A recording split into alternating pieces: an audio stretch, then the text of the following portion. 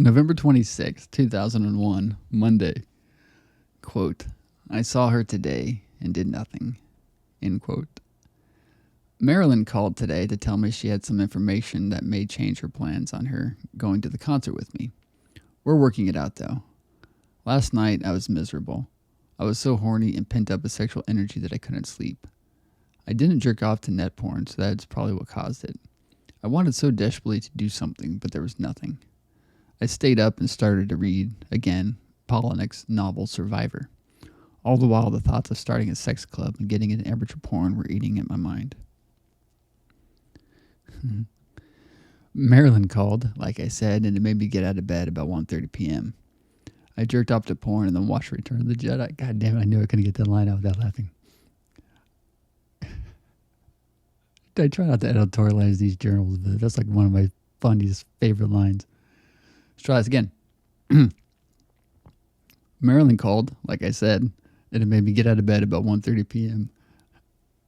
I jerked off to porn and then watched Return of the Jedi.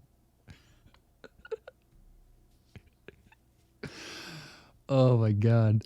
I jerked off to porn and then watched Return of the Jedi.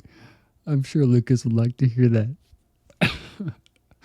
While watching it, I was cutting out pictures from Entertainment Weekly.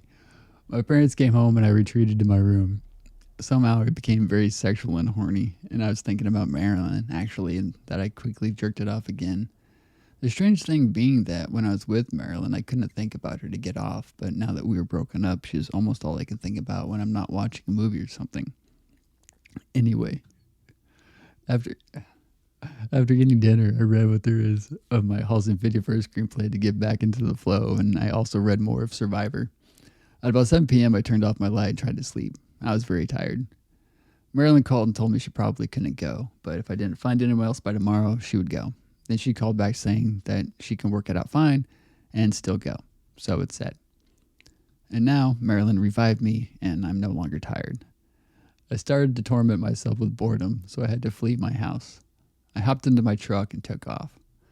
I headed to the Great Mall so I could buy some shirts from Hot Topic.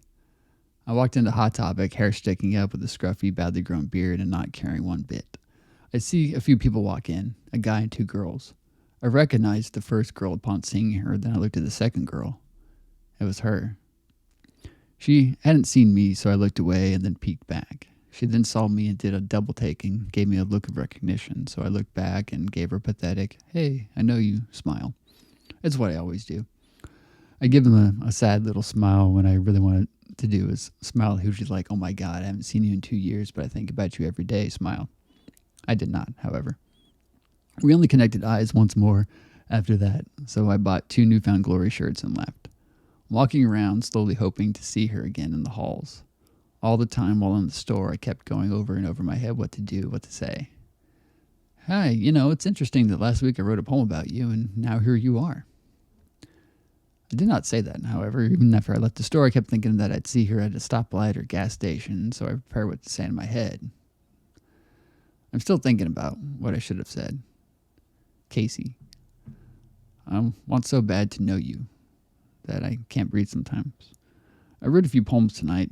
Maybe more will come later. So I wrote Catwoman, which was about Casey, Survivor, and Guild. I rented Romero's Bruiser and Coppola's Apocalypse Now Redux. Bruiser is on right now. Not bad so far. The main character's friend reminds me of Will.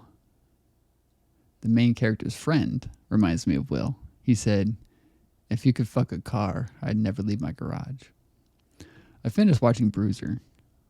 I didn't think it was that good. It wasn't a thriller or nothing, but it was like some fucked up adaptation of The Crow. I popped in Apocalypse Now Redux and made it about 50 minutes in when Forhelli called. Kelly. That is another one of our inside jokes between Jennifario, Eric, and I. We talked for a while, and for some reason I read her a chapter from Polonick's Invisible Monsters. I don't have a quote yet, but one will come soon. My guess is I'll take something from this film. End quote. I jerked off to internet porn and watched Return of the Jedi. Okay, no, just kidding. End quote. He's a poet warrior in the finest sense. Apocalypse Now, Redux, film.